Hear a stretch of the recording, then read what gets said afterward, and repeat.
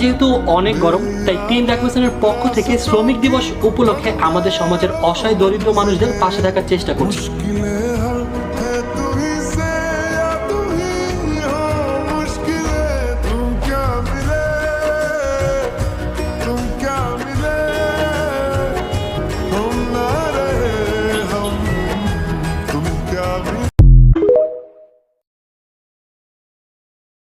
যেহেতু অনেক গরম, তাই টিম ডাকমেশনের পক্ষ থেকে শ্রমিক দিবস উপলক্ষে আমাদের সমাজের অসহায় দরিদ্র মানুষদের পাশে থাকার চেষ্টা করছি।